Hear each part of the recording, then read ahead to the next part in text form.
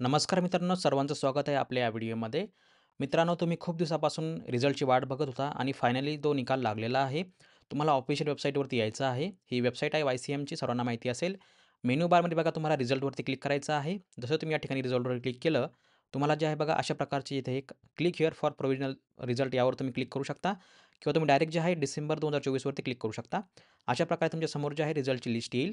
आत्ता बघा 10 मिनिटं अगोदर हा रिझल्ट अपडेट झालेला आहे. तुम्ही या ठिकाणी चेक करू शकता.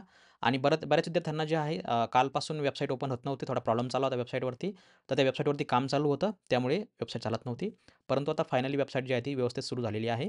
तुम्ही या ठिकाणी चेक करू शकता. BAचा रिझल्ट ऑलरेडी लागलेला आहे.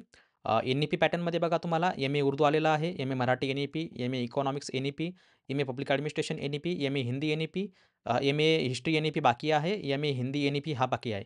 आता इथे थोडंसं कन्फ्युजन आहे. M85 आणि M59. MA Hindi NEP 2020, MA Hindi NEP 2020, 2024चा पॅटर्न, 23चा पॅटर्न असं काहीतरी इथं कन्फ्युजन आहे. तर तुम्ही तुमचा प्रोग्राम कोड बघून घ्या. M59 आहे की M85 आहे. कारण इथं थोडंसं कन्फ्युजन आहे. मला पण देखील कन्फ्युजन आहे या ठिकाणी. बाकी ओल्ड पॅटर्नचे संपूर्ण रिझल्ट आलेले आहेत. बॅचलर ऑफ उर्दू हा रिझल्ट बाकी आहे अजून. बाकी बॅचलर ऑफ कॉमर्स बी-कॉमचा निकाल आलेला आहे. एम-कॉमचा ओल्ड पॅटर्नचा देखील आलेला आहे. एम-कॉमचा NEP पॅटर्नचा देखील निकाल आलेला आहे. MBAचा निकाल बाकी आहे. तो लवकरच येईल. बाकी या ठिकाणी विशेष काही नाही सांगायसारखं. आता आपल्याला जे आहे याच्या ठिकाणी बघा तुम्हाला मी एम-कॉमचा रिझल्ट दाखवणार आहे. ठीक आहे. कशाप्रकारे बघायचा तो. तर एम-कॉमचा ओल्ड पॅटर्न आहे, हा न्यू पॅटर्न आहे. तर तुम्हाला कुठल्याही लिंकवर क्लिक करायचं आहे. या ठिकाणी आले की तुम्हाला बघा इथं एक्झाम इव्हेंट डिसेंबर करायचा आहे. तुमचा सीट नंबर टाकायचा आणि कॅप्चा नंबर टाकायचा. ठीक आहे. तर तुमच्या समोर बघा मी अशा प्रकारे या ठिकाणी टाकणार आहे. तुम्ही या ठिकाणी बघू शकता. एक्झाम इव्हेंट डिसेंबर केलेला आहे. PRN नंबर या ठिकाणी टाकलेला आहे आपण. अशा प्रकारे हा कॅप्चा तुम्हाला टाकायचा आहे आणि खाली सर्चवर क्लिक करायचं. जसंही तुम्ही सर्च केलं बघा, अशा प्रकारे तुमचा सेमिस्टर 1चा निकाल तुमच्या समोर येईल. इथे तुमचा सीट नंबर दिसेल आणि या व्ह्यूवरती तुम्हाला क्लिक करायचं आहे. जसं तुम्ही व्ह्यूवरती क्लिक केलं, तुमच्या समोर बघा अशा प्रकारचा रिझल्ट ओपन होईल. तुम्ही या ठिकाणी बघू शकता. तुम्हाला मी हा रिझल्ट समजून सांगणार आहे आता. इथे बघा हा आहे बघा एम-कॉमचा रिझल्ट तुम्ही बघू शकता. Master of commerce semester 1, student name, mother name, त्याचा PRN नंबर आहे, सीट नंबर आहे. ठीक आहे. ही आपली स्टुडंट आहे एक. कॉलेजचं नाव तुम्हाला या ठिकाणी दिसेल. इथे तुमचा सीट नंबर दिसेल वगैरे, वगैरे. ठीक आहे. हा सेमेस्टर 1चा निकाल आहे आणि खूप चांगल्या प्रकारचे मार्क्स यांना मिळालेले आहेत. तुम्हाला मी इथं समजून सांगतो, की कशा प्रकारचे हा मार्क्स वगैरे असणार आहेत.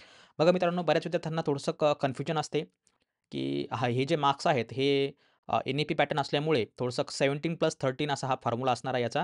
म्हणजे 70 मार्कांचा तुमचा थेरी पेपर असतो आणि 30 मार्कांची तुमची असाइनमेंट असते. आणि यामध्ये ऑप्शनल सब्जेक्ट एक असा असतो 35 मार्कांसाठी. तर 35 पैकी तुम्हाला 14 मार्क पाहिजे पासिंगसाठी. ठीक आहे. इथे 32 मार्क मिळाले आहेत. बहुत बढिया, म्हणजे आउट ऑफ मार्क मिळाले जवळपास. आणि असाइनमेंटला तुम्हाला 15 पैकी 6 पाहिजे होते. बाकी 30 पैकी 12 पाहिजे होते. 27, 28, 27, 28 चांगले मार्क्स मिळालेले आहेत त्यांना. आणि बहुतांश मार्क जे आहेत ते 25 पर्यंत मिळतात. पण यांना चांगले मार्क मिळालेले आहेत. तर काँग्रॅच्युलेशन्स, बहुत बढिया. असे मार्क्स बऱ्याच लोकांना मिळतात. काहींना मिळतात, काहींना नाही मिळत. बाकी थेरीमध्ये बघा तुम्हाला 35 पैकी 14 पाहिजे होते आणि 70 पैकी 28 पाहिजे होते. तर यांना ॲव्हरेज मार्क जर तुम्ही बघितले, तर 53, 57, 52, 51, 44 आहेत. तर थोडक्यात जर विचार केला आपण, तर यांना ॲव्हरेज मार्क जे आहेत, ते आहेत जवळपास 50, 50. तर तुम्ही जर या हिशोबाने विचार केला, तर तुम्हाला बघा टोटल मार्क 550 पैकी जवळपास 435 मार्क्स आहेत. म्हणजे यांना जवळपास CGPA जो आहे तो 8.36 आहेत. म्हणजे जवळपास यांचे पर्सेंटेज जे आहेत, ते 85 पर्यंत गेलेले आहेत. तर काँग्रॅच्युलेशन्स, बहुत बढिया. यांना EGP पण चांगले मिळालेले आहेत. तुम्ही या ठिकाणी बघू शकता. क्रेडिट पॉईंट देखील चांगले मिळालेले आहेत. ठीक आहे. तर अशा प्रकारचे आहे आणि ऑल क्लिअर झालेले आहेत. तर काँग्रॅच्युलेशन्स मित्रांनो, अशा प्रकारे तुम्ही तुमचा रिझल्ट चेक करू शकता. कोणाचा रिझल्ट जर समजा या ठिकाणी रिमार्कला RR जर दिसत असेल, तर RRचा मतलब असा असतो, की तुमचा रिझल्ट जो आहे तो रिझर्व्ह केलेला आहे. काही इश्यू वगैरे असू शकतो किंवा कॉपी केस वगैरे असू शकते. तुम्ही त्या संदर्भात जे आहे तुम्ही YCMला कॉन्टॅक्ट करू शकता, जर कोणाला RR येत असेल तर. आणि कोणाला जर डॉलरचं साईन आलं, तर डॉलरचं साईन आलं तर कन्फ्यूज होऊ नका. तुम्हाला कंडोनेशन अप्लाय असं तिथं ऑप्शन येतो. तर याचा अर्थ असा होतो, की तुम्हाला ग्रेस मार्क्स वगैरे मिळतो. ठीक आहे.